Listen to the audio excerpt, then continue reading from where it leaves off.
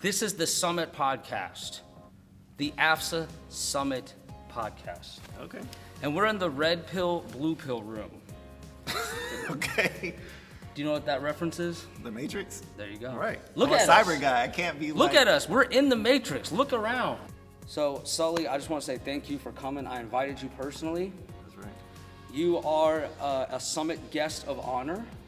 You are an influencer that I invited, and that's what this is, the Influencer Circle, where every year we try to get more airmen and guardians who are in the social media space with a positive message, and we're trying to get them here, and we're trying to really build that because we've seen a lot of amazing things come out of that community, and so that's why I invited you here. So thank you for making the trek over here. How is it so far for you? No, so ASFA's been great, right? They laid out the stage as far as the strategic message and what the big why is. And I'm not going to get into that because we've been over that, and then we talked about readiness today. But before we talk about any of that, I need to say thank you to you for personally inviting me, giving me the opportunity. And then I need to let everybody know that that's what it's about. It's about the interpersonal relationships. It's about literally sitting shoulder to shoulder, right? It's about pouring into each other's cups. And so when we were at that night at Waffle House, like, despite nobody being in there, we didn't have to do a podcast. It was about two brothers in arms sitting shoulder to shoulder because we're having a human experience together. Right. And so we were vulnerable with each other. We shared our personal lives, but that's what makes this connection, and that's what makes our force go, right? It's not the black and white all the time. It's the people behind the uniform. And so we got to get out of uniform and share our heart to heart. So Absolutely. We learn from each other, and that's where the magic's at. 100%, man. And you were just like, I don't even know who to compare you to. I don't think I've met anyone like you before. And I say that in a good way. You're just so insightful. You have all these like really fascinating stories where like you can tie in a lesson with some sort of comparison that you figured out that like I never would have thought of. And you just kept hitting me with them over and over. And I was like, what is happening? Who is this? So I'm so happy that we're here talking. Before we start though, since we're at the beginning, I want you to tell everybody how we can find your platform. That way, right out the gate, they're tracking who you are and where to find you. Sure. I'm basically on all platforms. My website is mtminspiration.com. You can find me on the podcast at Maximize the Moment. I'm the only one that's in there. That's on Spotify. That's on iHeartRadio. That's on Apple, Podbean, any podcast forum. We are out there. You can find me on Instagram at @SydneySullivan_official. You can find me on Facebook at Sydney Sullivan, but I am basically over all means, and it's a way for me to be able to step in the gap and provide some motivation or inspiration and hopefully add some value in a time where it can be chaotic or there can be some turmoil or people just need some extra reassurance in their day. So I appreciate that, and I also want to give a shout out to Chief Cordero, the 1 Delta 7 CFM team, as well as the 744th who sponsored me to come out here. So all the leaders that had a touch in me getting here, right, they stood at the gap so I could step in the gap and I could have the conversation. So that's what it's all about, is links in the chain and standing together. So I appreciate everybody, to include yourself. That's amazing, man. And what's your current role in the Pentagon? Yep, so we work between the Pentagon and Bowling, but we're attached to the Pentagon on half A26. I'm a part of the 1 Delta 7 CFM team, our career field management team. And my role on the team, amongst others, is health of the force. So I deal with SRBs, retraining, anything that has to do with manning of the cyber functional community, and how we keep that healthy and above sustainment, as well as giving airmen the opportunities within our new modernization plan and optimizing that forward. So, remind me after this, I have a med patch for you. Yeah, I might absolutely. have to go up. Yeah, I think it's up in my room. I'll get it. I did remember that one, which is actually harder to get. I forgot the unit one, but I can always get you that. But the med one is a little harder to get my hands on, but I do have an extra one that I found, and I do have that for you. Yeah, and I have the half A26 patch ready for you. So we Holy can shit, do it. which one is that? Is You that know this? what? I'm gonna just give it to you right now. Whoa, what? Well, I'll wait till the end because I'm not gonna rip it off right now. But I'll wait till the end. I just go. You just don't know how they're I'm gonna ready feel to about go, that. Yeah. Yeah. But no, I'm looking at it now. There's a sword, there's a key on there, a lightning bolt, stars. That's a fascinating patch. It says Deputy Chief of Staff. It looks boss. Yep. You know what I mean? And then you got just the U.S. Air Force, which means, you know, you're real high up there somewhere. Every time I see that, I know it's like D.C., Pentagon, you know what I mean? So you got some cool patches, and I have a med patch for you. And we all wear that now because we have this extra layer of training as medics now. So we have to earn that patch. Okay. And it's a really cool experience to get it. It was actually one of the, you know, in medical, like, oh, you guys are a little bit soft, like you can't really handle field conditions, you know, they kind of that reputation. But I gotta say, with this training and where it's going, that is not the case anymore. Like, they're shooting us with paintball guns, they're chasing us all around, we gotta learn how to shoot back, you know, put tourniquets on and get patients to helicopters, all while being shot at, like, for real. And the instructors were absolutely brutal. Like, they were not trying to be nice. So the medics with the soft reputation, that's squashed. That is not how we roll anymore. Wow, so I've never had that perception. Well, I was All on the flight medics that I line. knew, right, like they were out in the field, they were doing air evac, they were doing things, and the medics and doctors that I worked with, in my opinion, is not a skill set that I have. So, and it's life-saving skills. And so I never had that perception. I always saw that as a unique skill set. And I also think that as far as EMTs, I don't think they get paid enough to do what they do. You're saving a human's life. Right. You are mission essential. We had a pandemic. Who did they call on? They didn't call on LeBron James. They called on the medics, and the medics were losing their lives next to people who were losing their lives. And so I've never had that perception, but whatever we need to do to get ready warfighters, you guys are always there in the gap. So if somebody has missed that, then they were misinformed.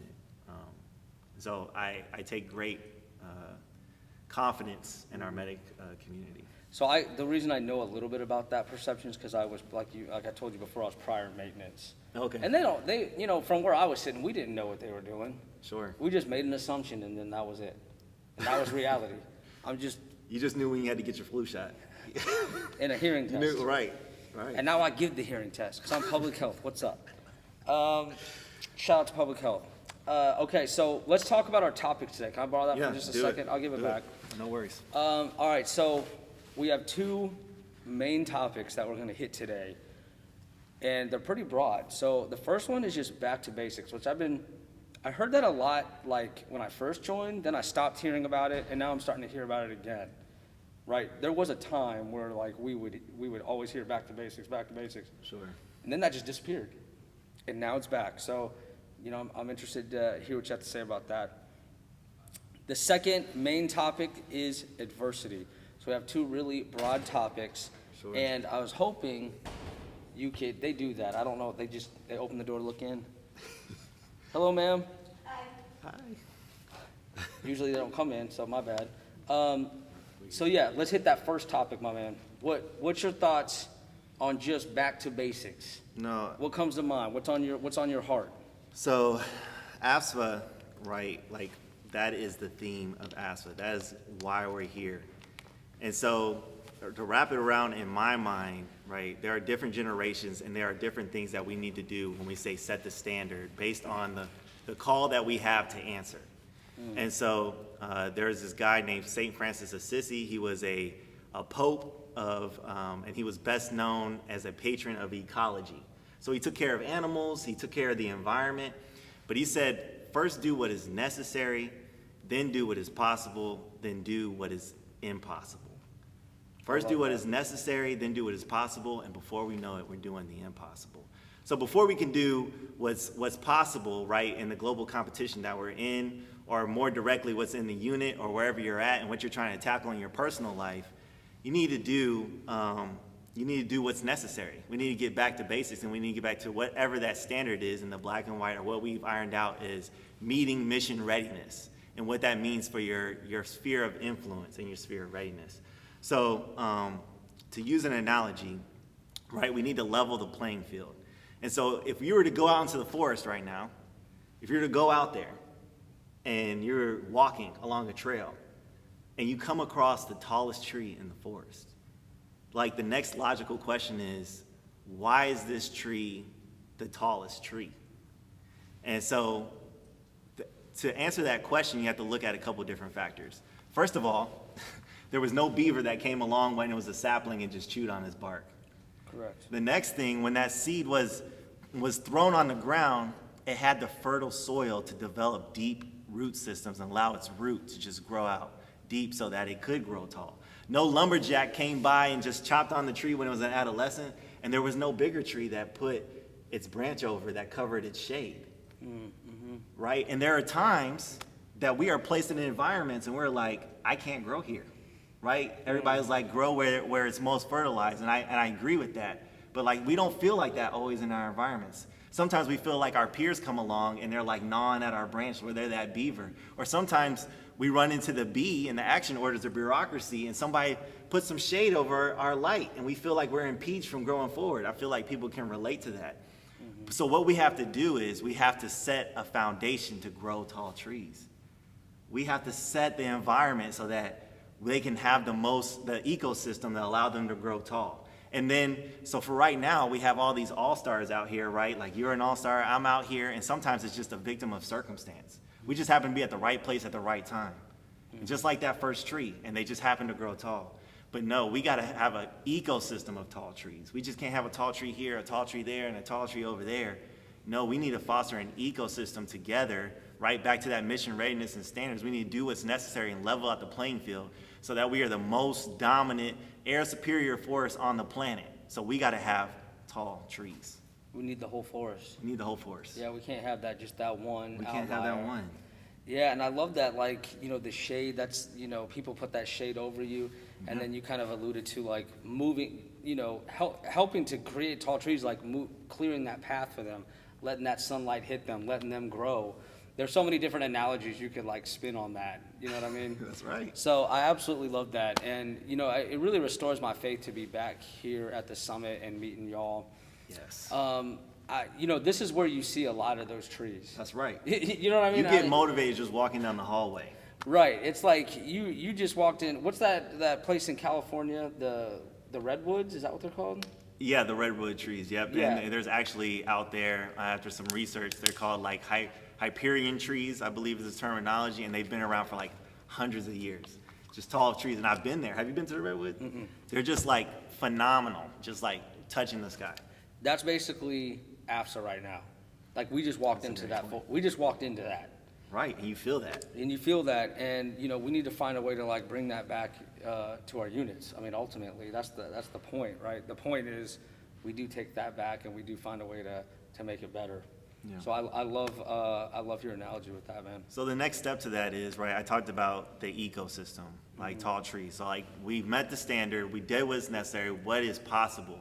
And so to cage that, right, there's a guy named Dr. Gosner, and he went out to the Bavarian forest out there in Germany, the Bavarian National Forest, and he went out there and he picked the oldest tree in the forest. He picked the oldest tree.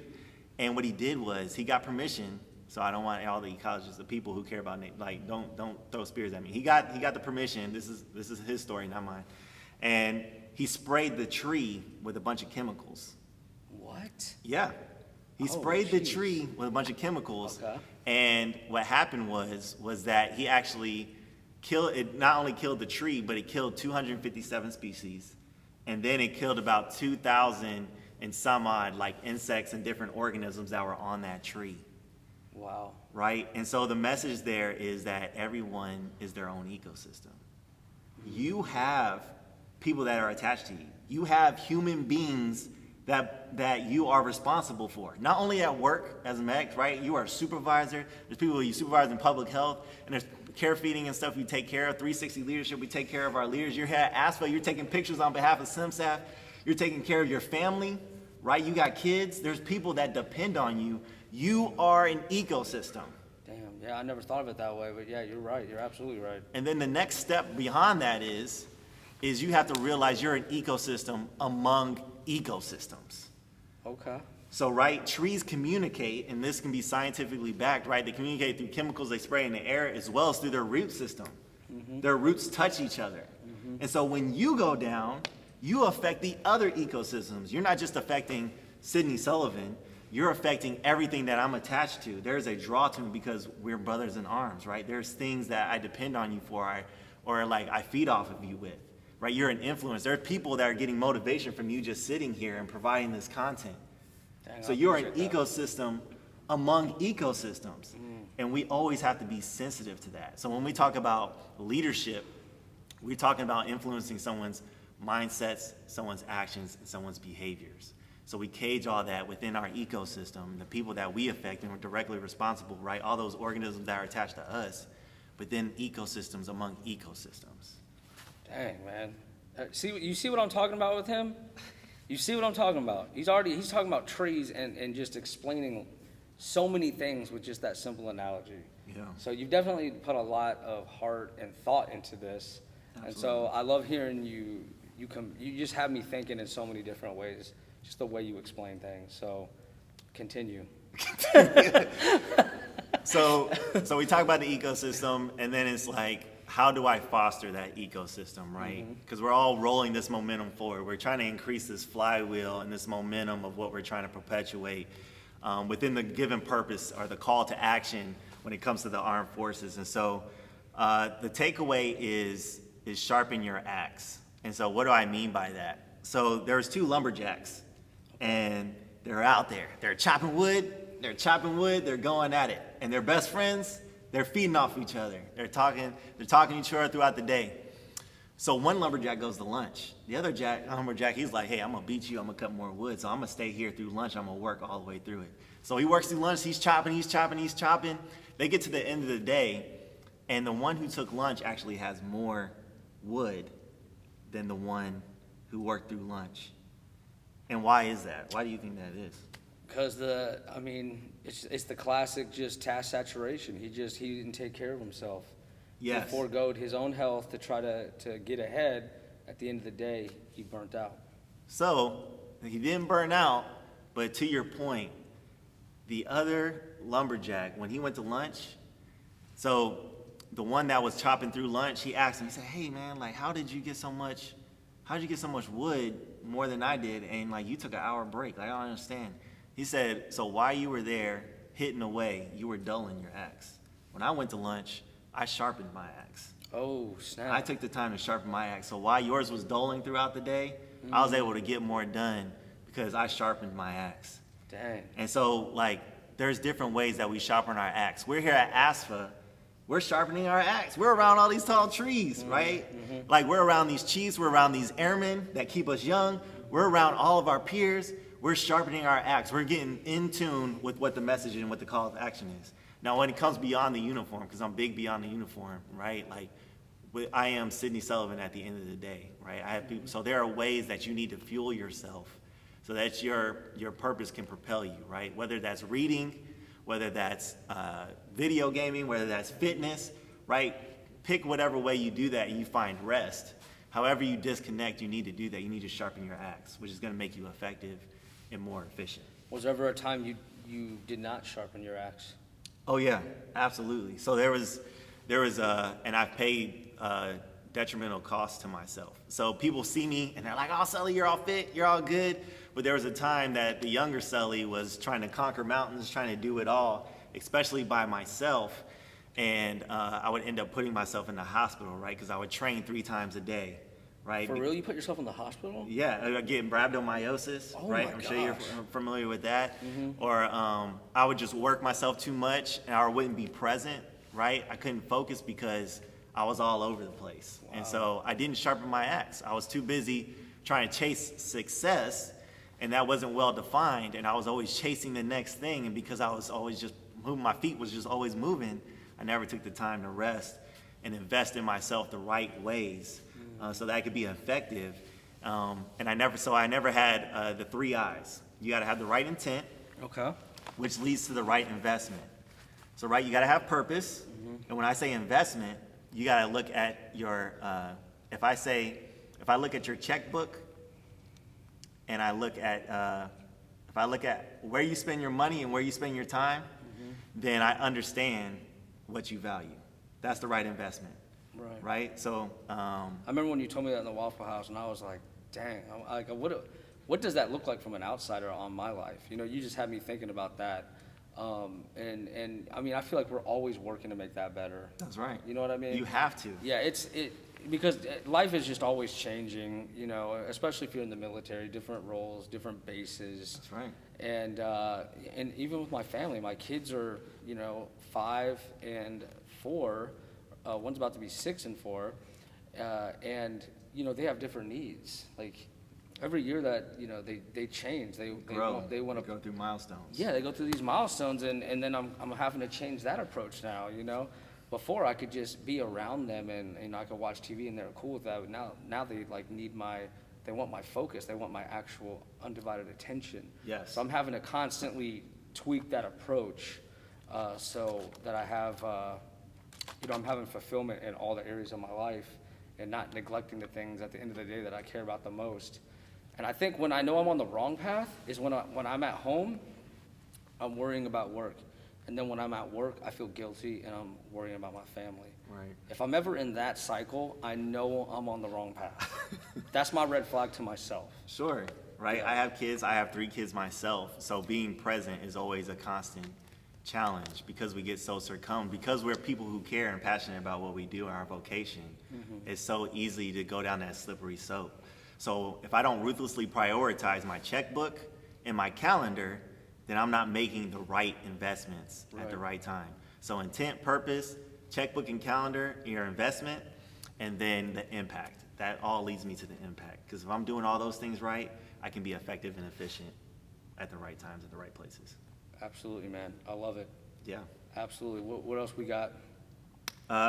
So we're talking back to basics, and this will probably be my last talking point on back to basics, is identifying the delta.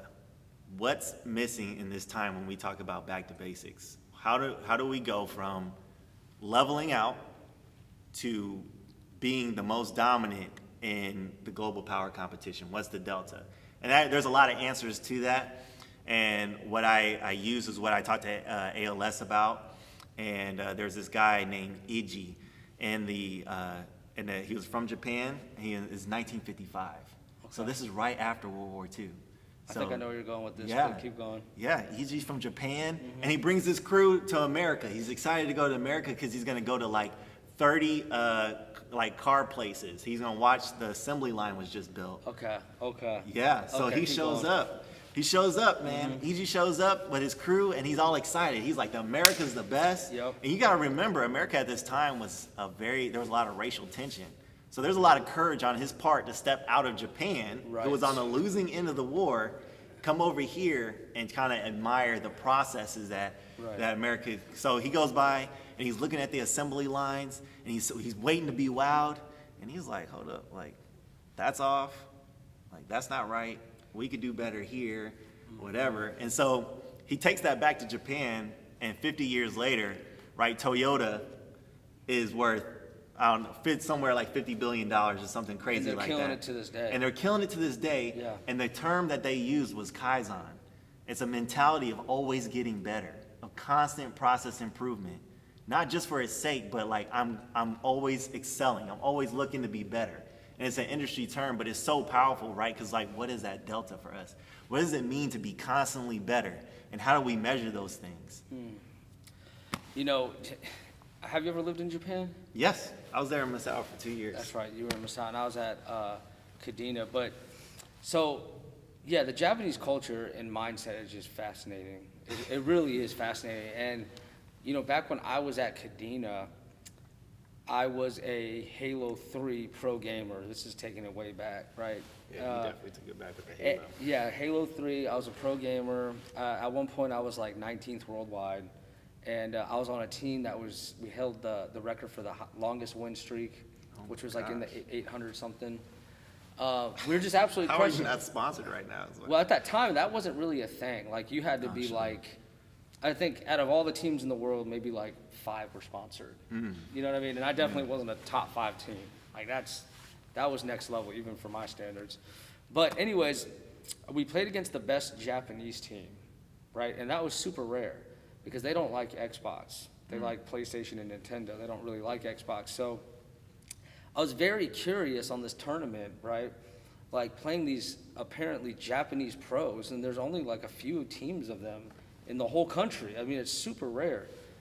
And their whole style was so different, so unpredictable, that they completely annihilated us. They were, yeah. And I mean, that just blew me away. You know, like how I was so used to certain setups and patterns. Sure. And then when I played this different culture with a different way to look at life, I just could not figure out the pattern, could not figure them out. So I just find them to be super fascinating with just the way they look at life, the assembly line. There's a lot we can learn from these other cultures. How is that experience coalesced with how you attack things now? I think anytime we're always trying to control the outcomes of life and try to guess that pattern. So I guess at the end of the day, it just showed me you really can't guess the pattern. You can take care of yourself and be as on your A game as humanly possible, but just understand that it's not going to always be what you expect. Yeah. And you have to be okay with that. You know what I mean? And you have to learn from that. But there's just certain things that just aren't in our control. Yeah. And it also just humbled me. That experience really humbled me because I was like, I did not expect that. If anything, it made me say, okay, I'm going to stay in the Air Force. Like this, I'm not pursuing. But you probably still play video games to this day. I do. Yep, I do with my kids. You're probably still passionate about video games on a certain level, right? Yeah, it taught me, if anything, it taught me about teamwork, communication, really that. It's all about communication in those types of settings. And you're on the hunt, right? You're hunting, and you're calling out certain spots with certain people and where they're at and what weapon they got. You're timing the weapons, so you're constantly checking the clock, counting the timer, setting up for when that weapon drops. There's so many lessons. I swear to you, it sounds goofy, and I think this is why Air Force gaming and Space Force gaming is a thing. And that's because not only does it build a community of friendships, but Sure. There's so many life lessons in those games. Right. It's unbelievable. I actually don't knock it because games can teach us various things and they can be simulations for how we employ our forces. And I think you're setting us up for that next topic of adversity, right? And I wanted to open up the topic with enthusiasm is common, endurance is rare. Enthusiasm is common, endurance is rare. Right? We can be enthusiastic about playing video games. You can be enthusiastic about playing Japan. I think in the Air Force we call them idea fairies. I may be guilty of that sometimes. That's what you're talking about. You're talking about it's so easy to just be hyped about something and then do nothing with it. That's right. Right? That's so easy, and we see it all the time. But I'll tell you what that quote reminds me of the most, and that's podcasting. Tell me. Yeah. And I read a statistic. I think it's like 9 out of 10 podcasts don't survive. I mean, and that's true because even when I got my annual Spotify report, it's like you're in the top 1 percentile of continuing to release an episode every other week and sticking to that for the whole year. Yeah. That put me in like the top 1 percentile. But it was your discipline, right, which has gotten you to the destination. Absolutely. Right? You being disciplined and consistent is what's led to your destiny and allowed the fruit of your labor to kind of show out in these kind of environments. But this stuff doesn't show up without you showing out constantly over and over and over again. Yes, and you got to really, whatever you're choosing to invest in, you got to really love it. You really do. I took it as a challenge. I'm very impatient. I can get frustrated easily. And so I'm not really in the habit of sticking with things, unfortunately. I'm working on that. And so, I took the podcasting as an opportunity to challenge myself, to take a different approach. And it was challenging because first of all, some people didn't appreciate it. Sure. Other people said, you're an idiot. What do you think you're doing? Who do you think you are? And there was a time where no one was listening to it. I mean, it was like, my mom was like, oh, that was a great episode. And like, that was it. That's it. It was my mom. She Right. was listening. I felt your pain, right? Like starting a nonprofit and then trying to find your audience, understand who your audience is, and trying to make a content that's value added, right? Mm-hmm. Something that's going to resonate. And like you say, you're starting out and you're trying to get your feet turned, you're trying to get the traction going. And it's like your buddies are like, oh yeah, you got like 5 views, or you got like whatever, right? And it's not about necessarily the views, but you want to get the information out there because you're pouring so much of yourself into this craft, and you have the rightest intent to do it. But the adversity is the mundane of it all, right? There's no, but you got to find the magic in the mundane. Can I ask you something real quick? Yeah. What would you rather prefer with your podcast? 0 downloads or 100, but they all were criticizing it? What would I prefer? What would you prefer? When you say 0 downloads, you mean just like No one's listening to it. nobody's listening to it, Or everyone's listening to it, but they're criticizing it. I would take the criticism Exactly. because I can learn from the feedback, Right. or I'm striking a chord, Right. which is hitting something with you. But my point is that no one's listening does sting sometimes. It does. You know what I mean? That's where you got to really hang in there and be consistent and just have faith that, it will turn around at some point. Faith, trust, but like something that a mentor told me, and like people have heard me say this, you gotta be deep in your values. You gotta be principle driven. Their principles gotta guide your practices. So I believe in this thing for these reasons, which guide the practices, which are the activities. So yes, 0 people can watch my stuff, but or maybe 1 person, but I'm affecting 1 person. You are still a human being. So you got to be very principle driven. You have a big why behind this. And I have the why behind why I do and my faith and stuff, but you just have to be principle driven. That drives your practices. And so that's where it's a hard thing to shoulder, and it's a responsibility, but the more that you're dedicated to that, the easier it gets. Absolutely. I think a lot of the hobbies or anything we're trying to get good at, just like the quote was saying, the true skill can sometimes just be the person who can hang in there the longest. That's right. You know what I mean? Yeah. That could be what it comes down Who's to. willing to fight the longest? Exactly. My dad always said the winner is who wants it the most. That's right. He Control the always said that. controllables. Right. And I've always lived by that. But you also got to understand, there's some things you just don't care about that much.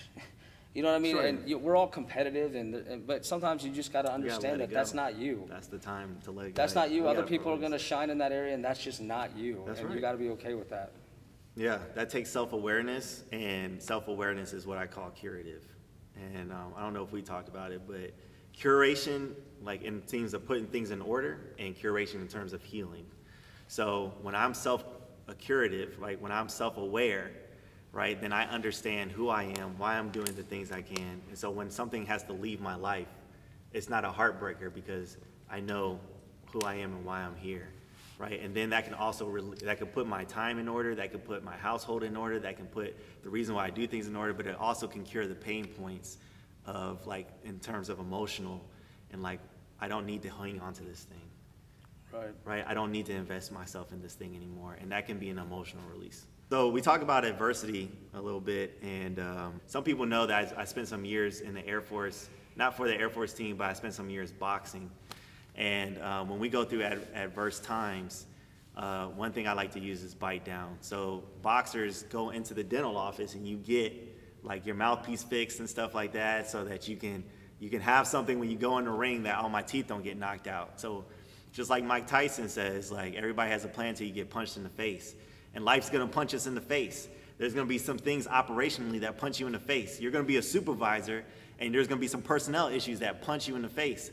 But there's gonna be a point where you're gonna have to bite down, right? If I lose my mouthpiece in the ring, then I'm gonna lose all my teeth next time I get into the ring. So there's some times that we have to bite down and grit through those things, and we have to pull those people along next to us and get shoulder to shoulder and really push through that stuff.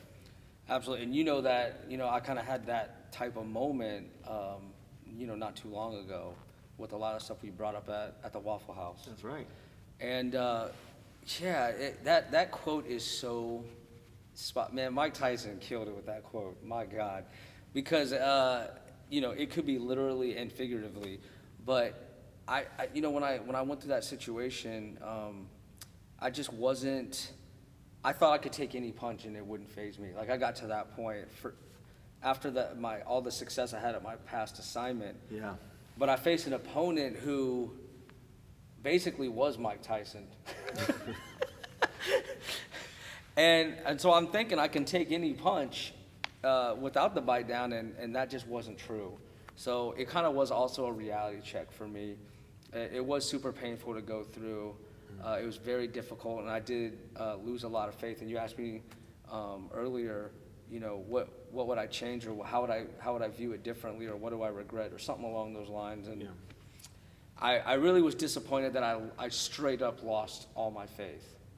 And if I look at my life now, us sitting here where we're at, clearly things did get better, right? Or I wouldn't be sitting here having this conversation with you. Sure. So I need to have faith in that, the bite down, that it is temporary, right? The pain is temporary. Yes. It feels like it's forever in the moment. It really does. The rain doesn't last forever. Right, but in the moment, it really truly feels that way. It feels like you're drowning, and everyone's watching you drown, and you just want someone to throw you that life jacket, or that lifesaver, and no one can do it. No one can reach you. It feels like that. That's how it felt. Well, that's how we work out in life, and that's how we work out in our careers.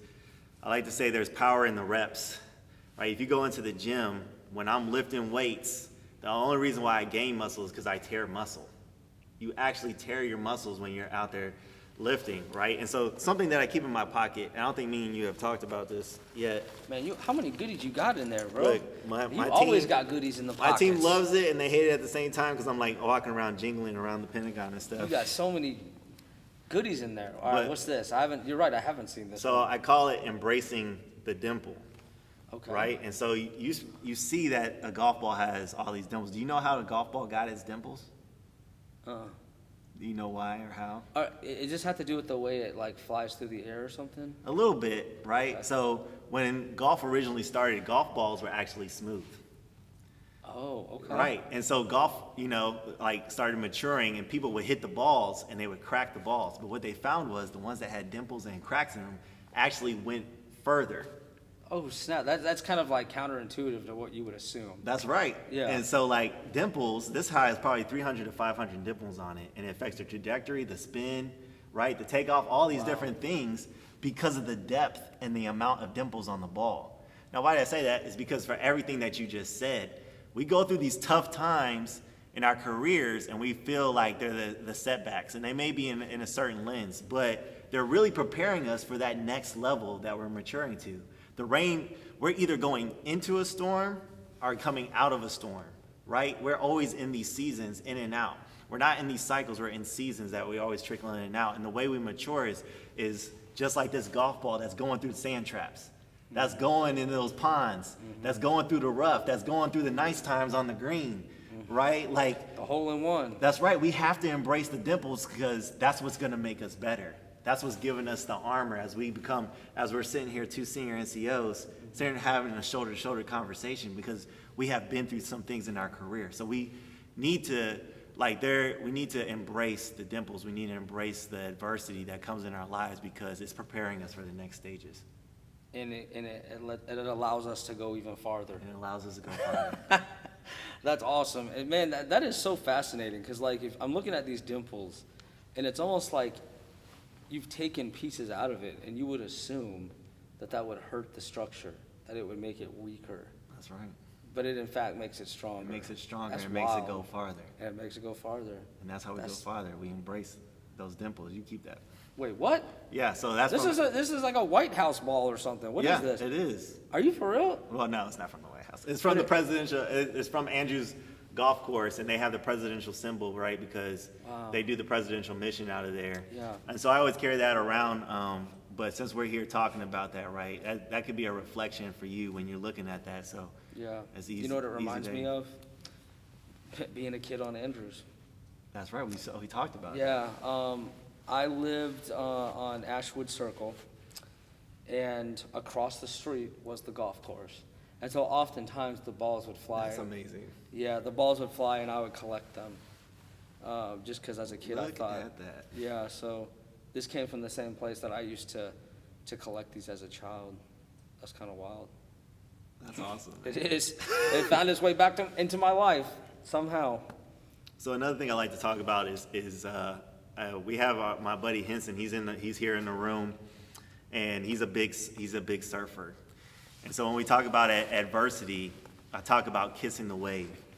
You've been at Eglin Air Force Base. You're there now. I was there, right there. There's waves there at Eglin Air Force Base. People who've stationed at why there's waves and stuff, and people can testify who's been to the beach. There are those who run away from the tidal waves and get out of the way of the waves, and there are those who kiss the wave. There are those who go into the wave. The obstacle is the opportunity. Okay, the obstacle is the opportunity. Okay. Right? They go kiss the wave. They go into adversity. This is not even written in my notes, but I learned that the cows, when a storm is coming, they'll go the other way. They will run away from the storm. Okay. But the buffalo, if a snowstorm or rainstorm is coming, they actually go into the storm. Why would they do that? They face the storm. And guess what? They don't have to face the storm as long because they trek through the storm and then they're on the other side. And they're enjoying life and stuff. But there are people that are risk averse and they run away from the storm. And they end up getting caught up in it even more. That's right. And they're caught up in fear or decision paralysis or whatever the case is. And how much more now, just as our leaders were talking, we need NCOs that are decisive and ready to run into the storm. We need people that are ready to go to bat. We need buffaloes ready to face the storm. We need people like Sergeant Henson and like surfers that are ready to go into the obstacle, because in the obstacle is where the opportunity's at. Wow, that's amazing, man. And I kind of talked about this the other day with you too. I was saying I noticed what I also learned about myself when I went through adversity was that what was really apparent to me was either I was running from the problem or fighting the problem. Sure. Down to like getting out of bed in the morning and sticking. And, I mean, down to that. Like the micro decisions would impact my whole day. And, you know, when I was starting to lose faith in myself and from that situation, those micro decisions like started adding up. And so it started with like me avoiding that person. And then that was like me avoiding the office.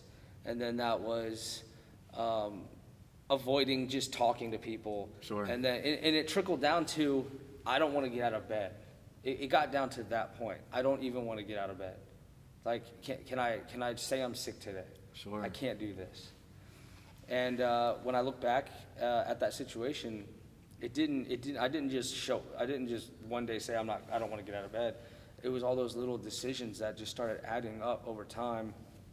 And I think the opposite can be true. You start making the decision to fight, to show up, you're gonna start feeling like you again. That's who you are. That's who we are.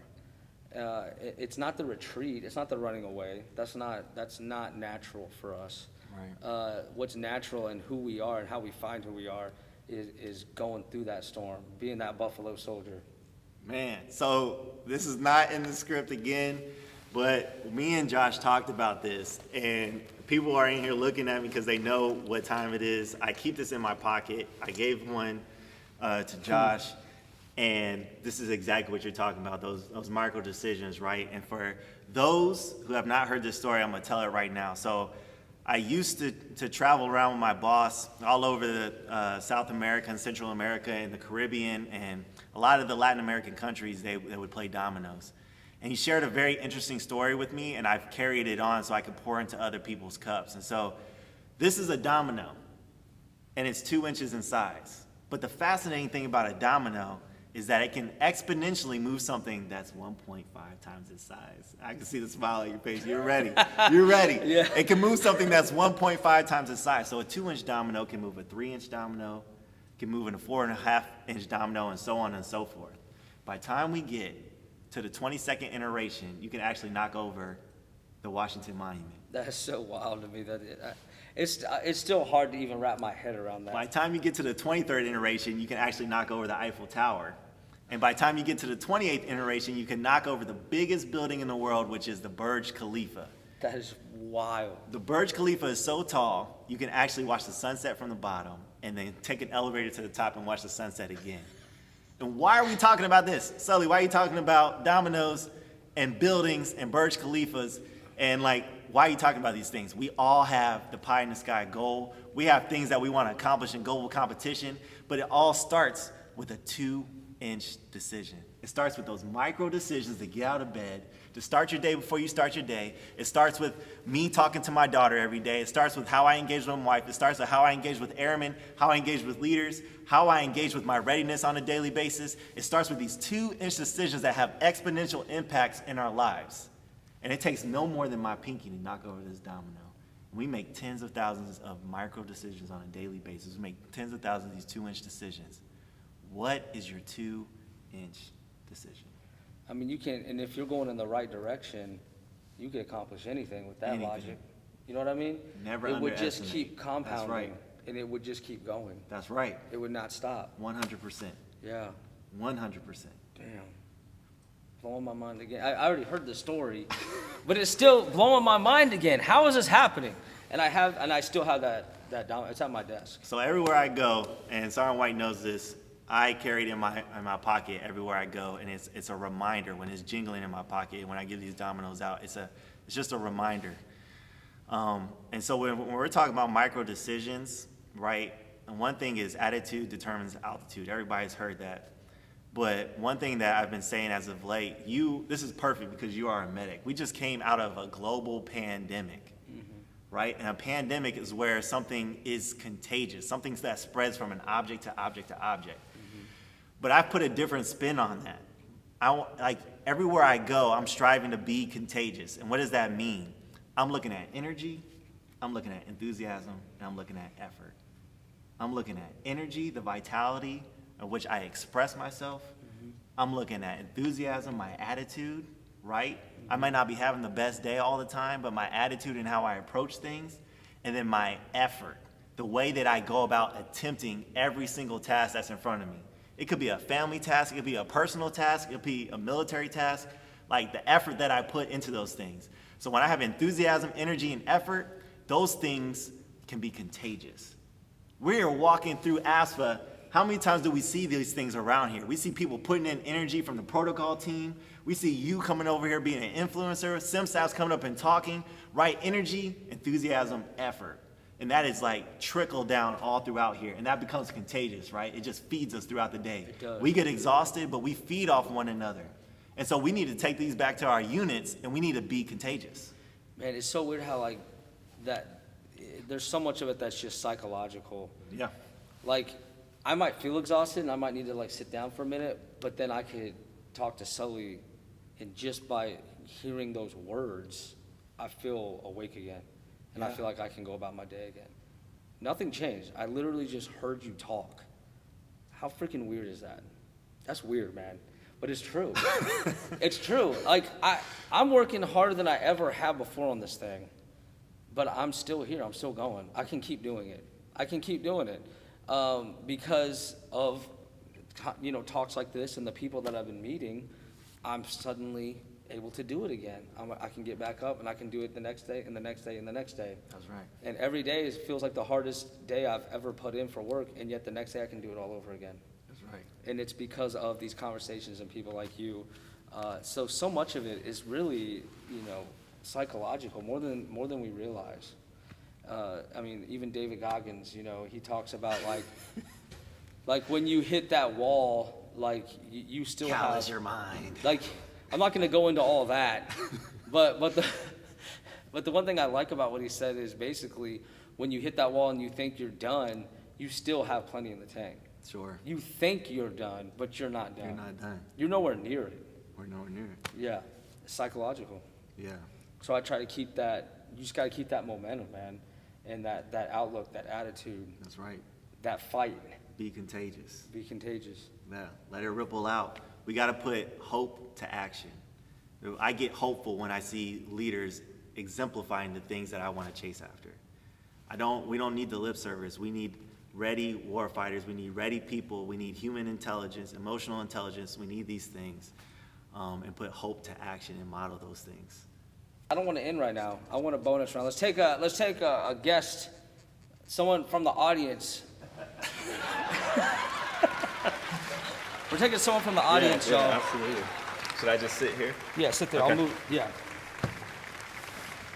All right, so this is the bonus round. Okay. And, you know, I just want to bring you in here just because, Henson, you heard the whole talk. Oh, yeah. And I see you nodding your head, shaking your head. And so I want to leave the last part of this episode with what you want to talk about with Sully. Sure. Yeah, so hello out there. Master Sergeant Henson. I'm the Langley Air Force Base ALS Commandant.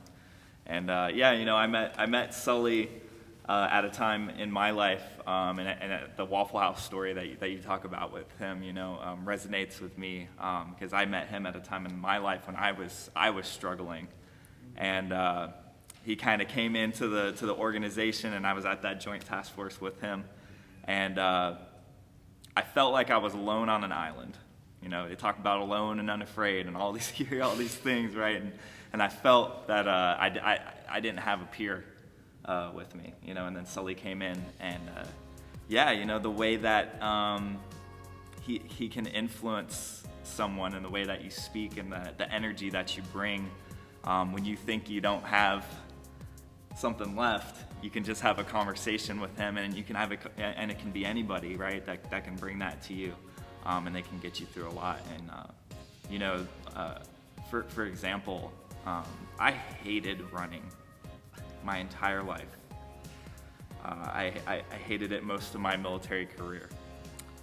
And by the time our relationship ended at the task force, this man had me running in a 100-mile ultra marathon as a team from the top of Key West down to the bottom, right? And to something like that has carried on to my life to this day, where I've developed a love for running and a love for minimalist running and things like that. And yeah, you know, I carry my domino with me that Sully gave me. I actually put it on my desk. I don't always have it in my pocket. I don't need stuff jingling around the schoolhouse. The students start wondering things about me. So I do keep it on my desk, and I actually give a version of the 2-inch decision brief to my ALS students because I find it vitally important, especially now in our Air Force. So, All right, hey, thank you. My man. Thank you the man. Yeah, appreciate you. for joining us. We took someone from the audience. We got this whole crowd out here. We just took a random person. You just happen to know who you are. That's actually amazing. But hey, we're here at the AFSA Summit. We're here where so many amazing talks are happening. So many lives are changing. And so I definitely implore you next August to sign up to get out here, just like Sully did, to come have awesome, meaningful conversations. So, hey man, I want to thank you. No, thank you. Thank you so much, man. You know, you're a brother for life, obviously. right. Anything you ever need, you just let me know and I'm there. Let's get it. Let's get it.